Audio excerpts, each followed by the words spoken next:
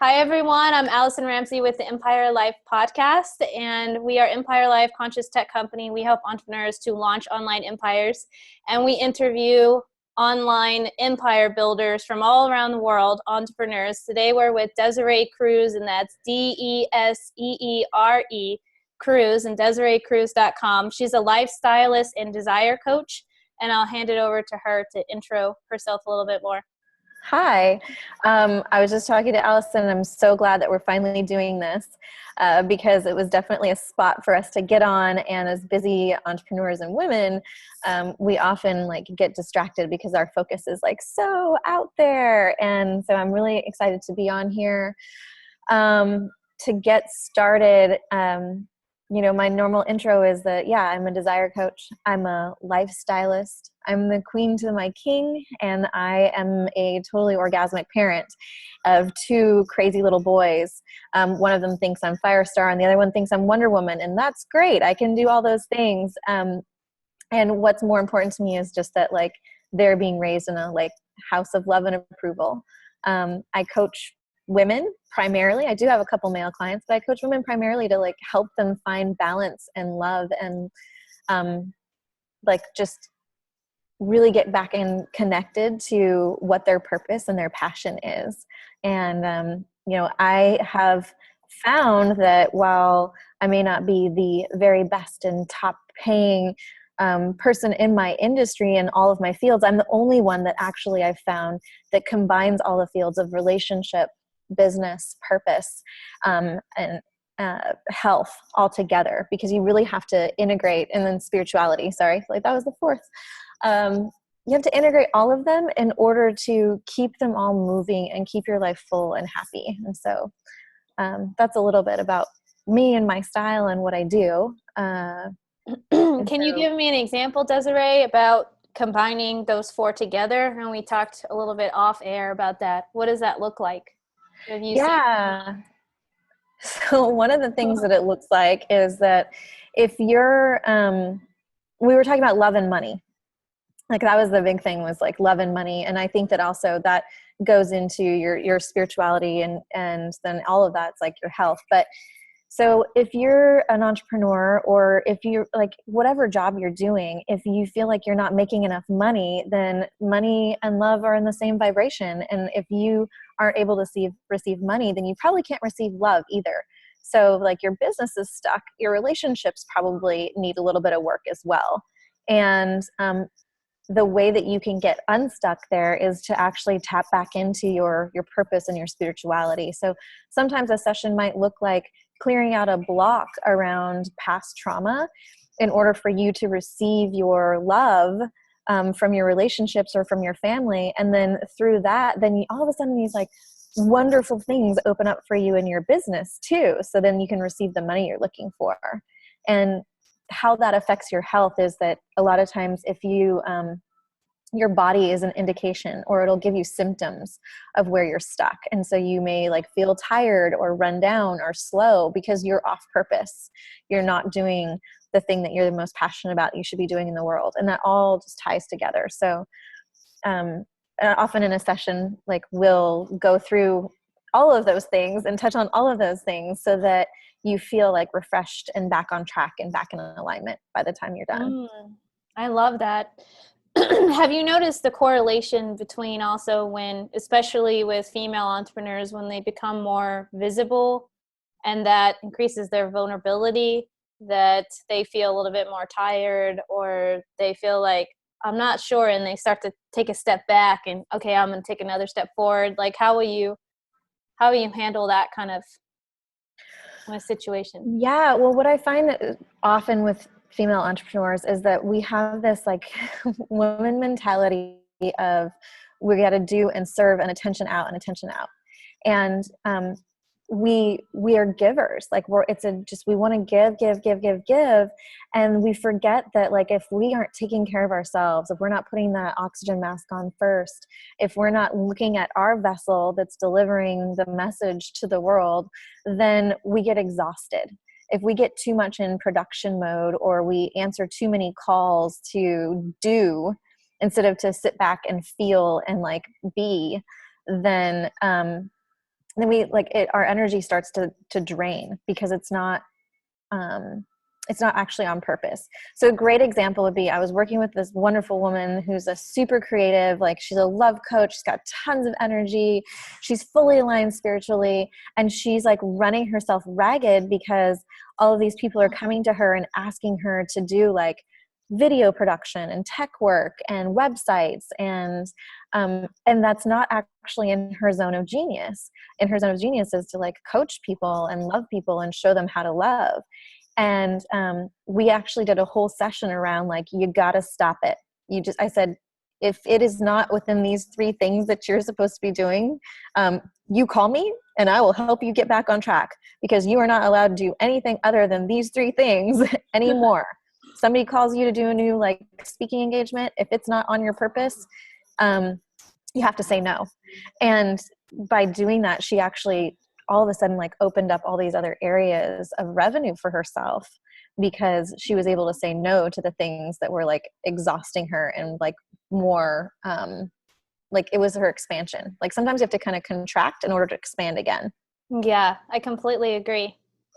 I heard something recently too about, well, our Gary Vee says, let go of a friend, gain a friend.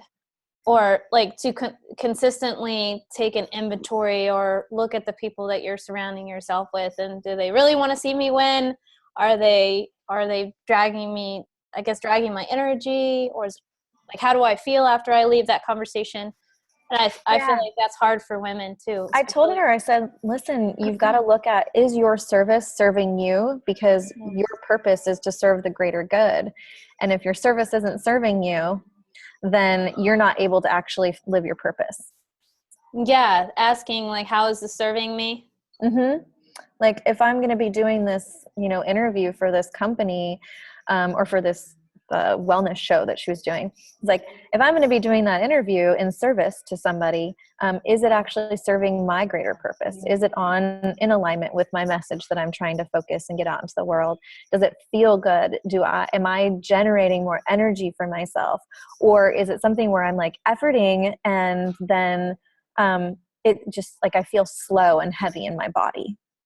And I think that's another part of like our health and being in touch with our body is like, you can tell if you should be doing something in your business, because do you feel light and excited and like energized to do it? Or do you feel like you have to like push yourself through and just super sluggish? Yeah, I completely agree. I do feel that there's certain ebbs and flows that we also need to be aware of, and that something might take all of our energy and we're tired in a good way. Like there's sometimes waking up and like, I'm so happy to be exhausted because yesterday I did everything that I wanted to be doing, and it fulfilled me.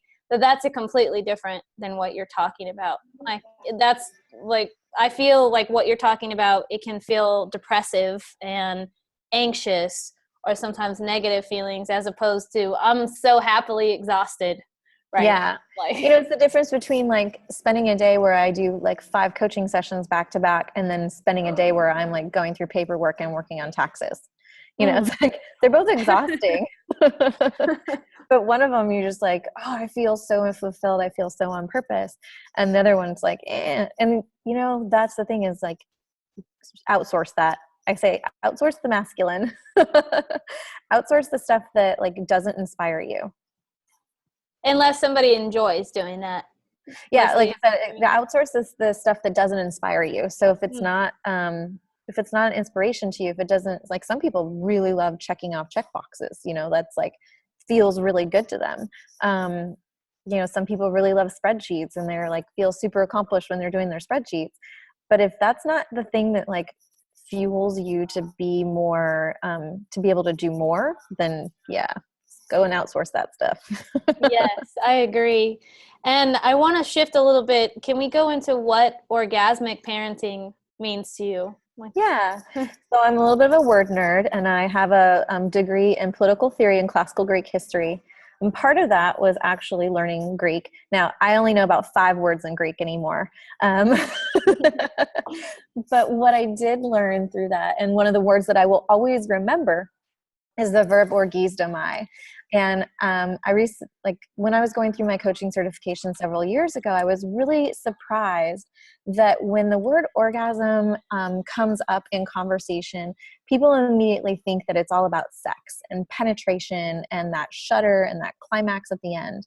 And it's actually the root of the word, or the word means to become excited or to be excited.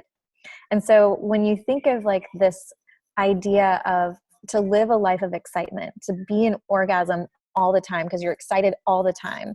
And I'm not saying like you have to be a cheerleader and up and like, but I'm saying to be turned on in the sense that it feels good. Again, you're on your purpose. It's fueling you and you love what you do. You have a passion for it.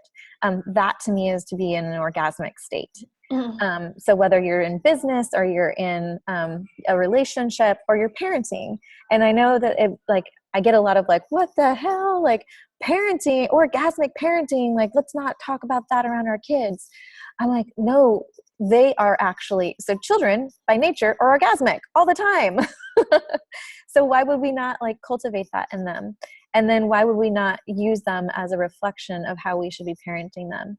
So I'm going to be doing some courses coming up around how can we parent from a place of orgasm, of parent from a place of excitement of what we're doing. One of the most like hurtful and devastating things that my ex-husband said to me when we were separating, and I don't think he did it, he wasn't trying to hurt, like, but when he said it, I was like, it just all the way to my core. Even right now, I like want to like cry to think about it. But he's like, your children are not a job.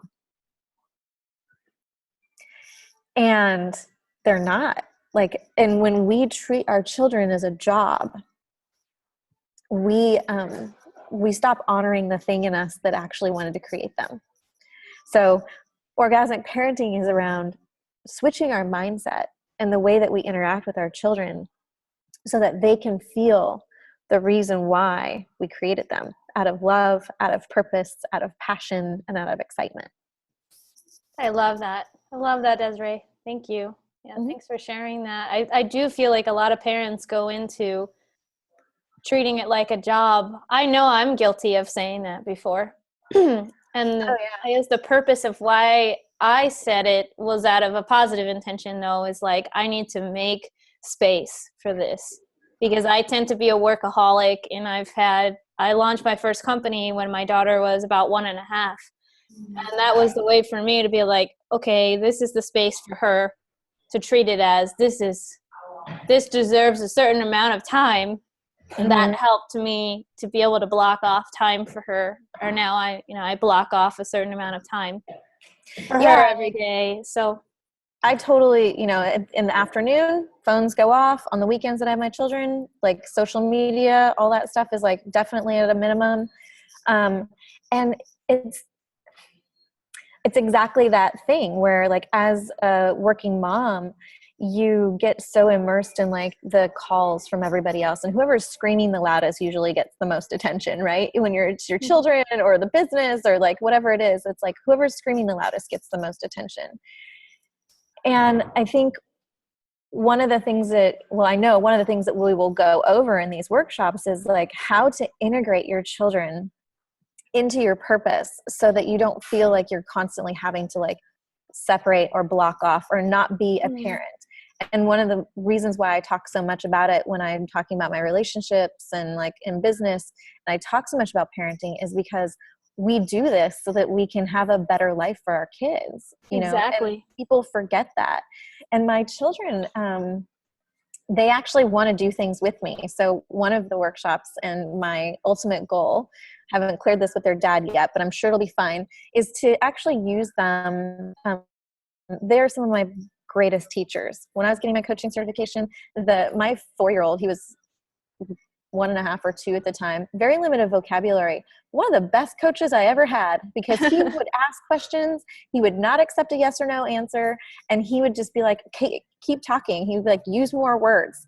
And I was like, oh my God, and he wasn't afraid to ask any of the like hard questions because they just don't have the filter that we do.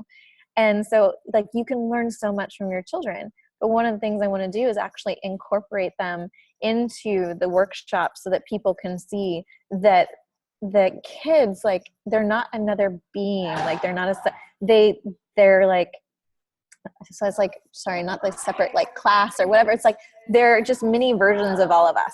It's like, Yes. they have the same thoughts. And if anything, their thoughts are more pure. They're more honest because they haven't learned to like not do it.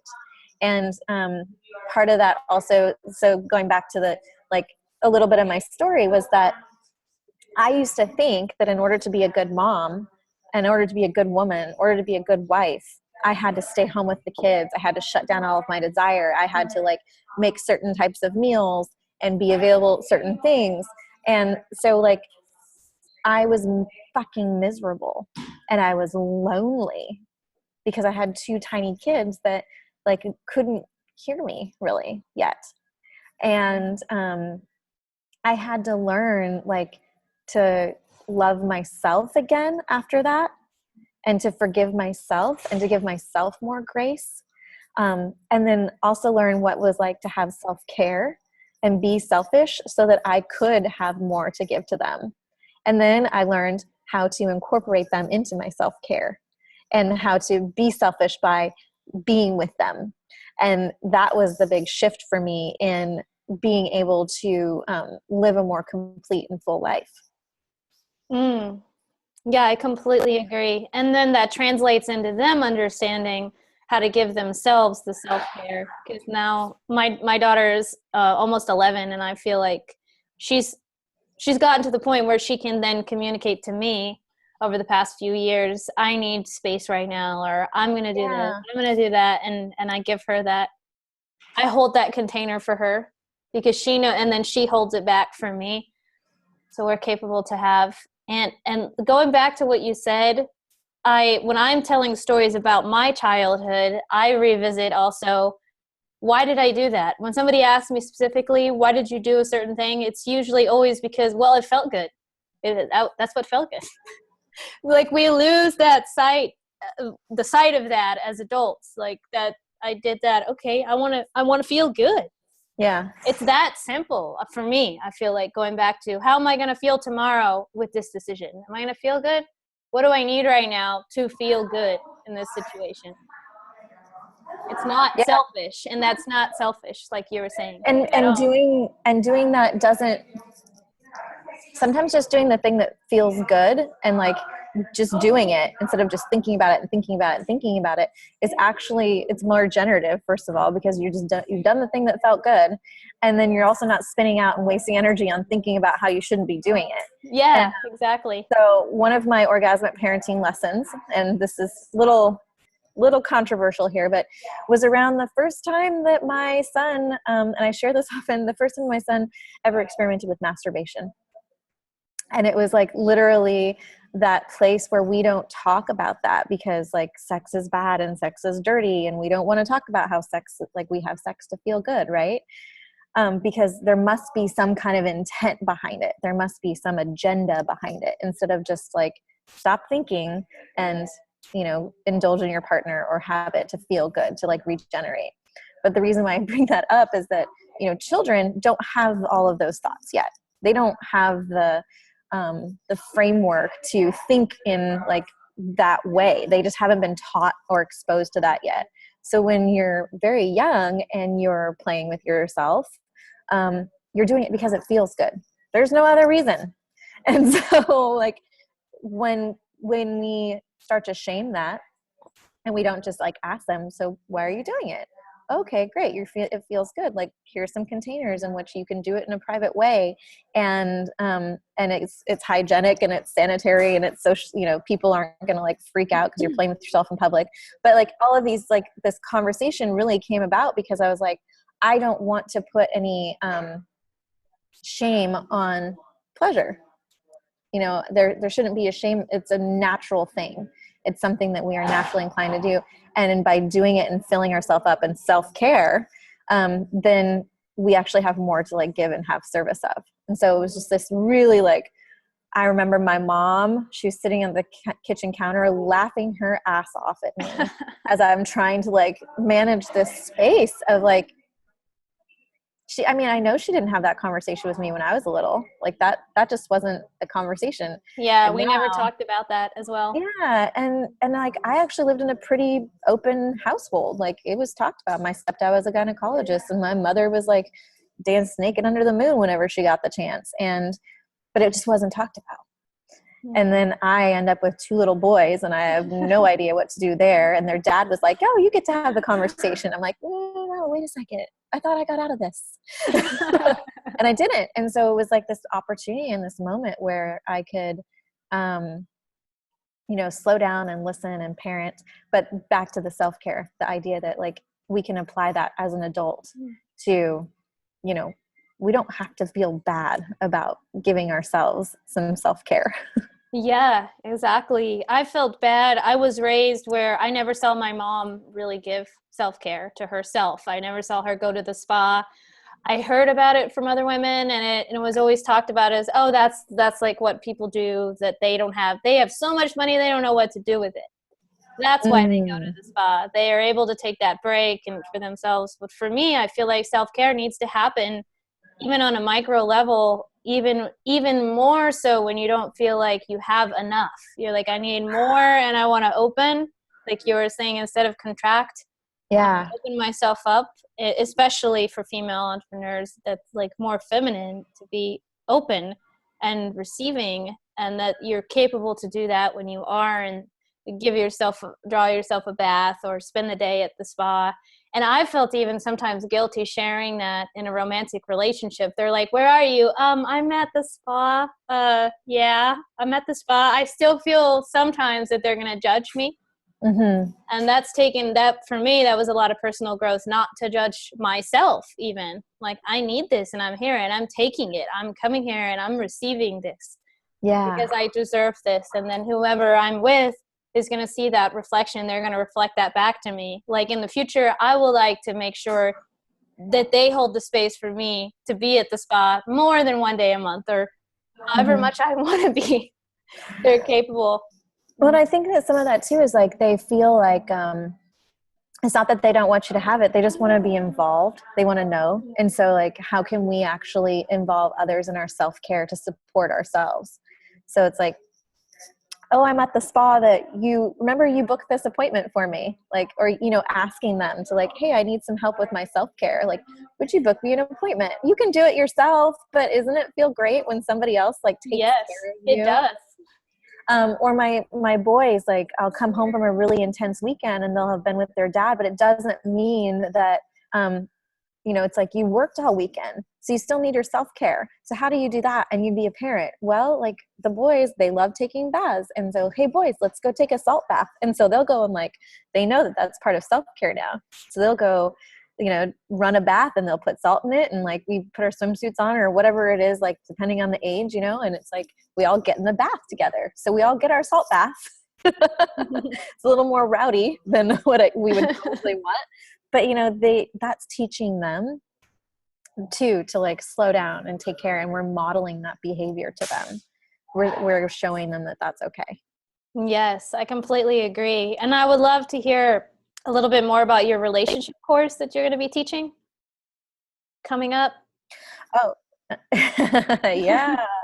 So Jason McLean and I, the expert of self-esteem or master of self-esteem and the Desire Diva, we are going to be teaching a course on relationships, whether you're single or you're a couple and you're in a relationship. But basically we're going to take our combined relationship experiences of 8 serious, like really intense relationships, both of our divorces, and talk about how your self-esteem, your self-care, your selfishness is really like they're the trifecta of being in a healthy relationship. And we're going to go through like tools to overcome conflict, tools to come into like actually how to design the relationship that you want, not the relationship that your mom and dad said you're supposed to have, or the relationship that your best friend has, but like what is resonant with you? What works for you? Not everybody, especially entrepreneurs, have time to go on 3 dates a week. you know, and not everybody gets to go on, if you're a mom and you don't get to go on vacations every month necessarily. But so like, what kind of relationship works for you where you feel love, you can give love, and then how to work through like, you know, your conflicts, how to, because anybody that is in a relationship that has no conflict, I'm sorry, if there's no conflict whatsoever in your relationship, most people, 98% of people get bored. And that's when the relationship blows up.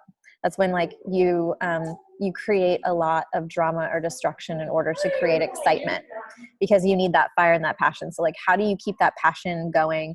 How do you, it's going to be a lot of fun. And if people have met Jason and I, we're like the fire and ice. We are like, you know, we definitely, have a lot of love, and we've really like loved for each other, but our relationship's been very fiery, very passionate, and full of a lot of growth too. So that's one of the things too, is really like having, I was at a goddess retreat this weekend, and one of the women in the circle said, oh gosh, what I wouldn't give to be in a relationship with an empowered man.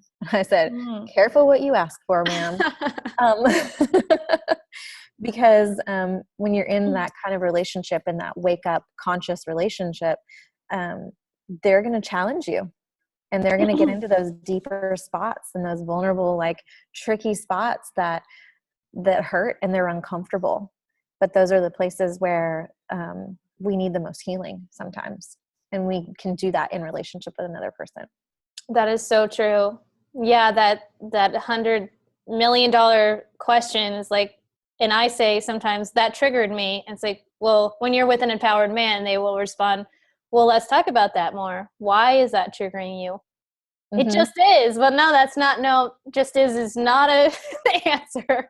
We need to talk about why and go deep into that. Is there a story behind that? And you're like, oh, I just wish for once you will like accept it. No. But you don't, like, you actually want to heal that spot, because you do. Yeah. Like if you didn't want to heal that, he would not be in your presence. You would not have called him in to like, you wouldn't to serve you in that way. Really, it is a service. It is going both ways. It's really delicious. But like you said, a lot of growth. Mm-hmm. That's so true. And when you're like crying and you're mad and you're angry, and they're fully present, and you're like, God damn it, this is exactly what I asked for. And like, I can't receive it, you know, like you get stuck, like you're like, no, I don't want it. No, I don't want it. You grip. And it's like, no, this is exactly what you asked for. It's exactly what you want. And then your work is to learn to receive it. That is so true. I actually got pretty angry with a lot of my sister goddesses out there the other day, because it was right after Valentine's Day.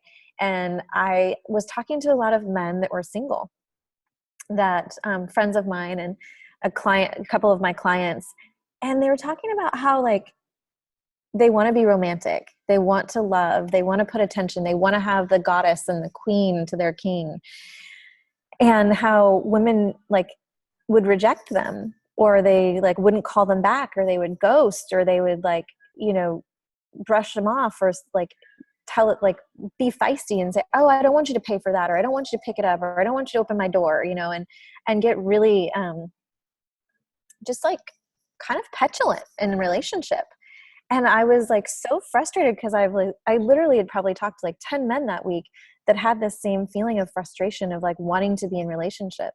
And then I go onto like social media and I see all these women, oh, men are not available, and men are not emotionally mature, and men don't want this, and men don't. And I was like, oh my gosh, there's so much confusion out there. And I just wanted to scream. I was like, women, receive, sisters, open, like let them love you, and tell them exactly how they can do it. Yes, that's part of it too. Sometimes you need to lead the horse to the water.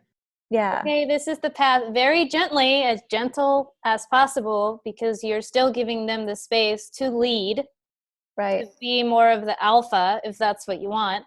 And though gently letting them know what you desire. Yeah, I completely agree with that. It's like, are you a dictator or are you a leader in your relationship? Because a leader can, I think of often like when you're dancing with a partner, and there's clearly like somebody, when you get into a partnership, there's definitely like a lead, you know, but when you've danced with someone long enough in ballroom dancing, you're both leading, you're tapped in, you're tuned in. Like if you step one way, like he will follow and then he'll like add on to that move, you know? So there's a way where you can dance or you can wrestle. True. Yeah, there needs to be no wrestling. It's just exhausting. You've got to, you know, and you've got to like surrender to letting him lead. But then by doing that, like you actually are leading yourself, because your body and your cues and like your desire will come out. Like he'll know when you want to be spun and shown off, and he'll know when you want to like just do the basic simple thing, because your body language will tell him where to lead you. Yes, I agree with that. That's so true. There's a lot of miscommunication around those topics too, between women and men. And before we wrap up, Deseere, I would love to get your point of view on, like, if you were starting right now, what you wish somebody will have told you, or what you wish that you knew now, and kind of like 3 to 5 gold nuggets within that framework.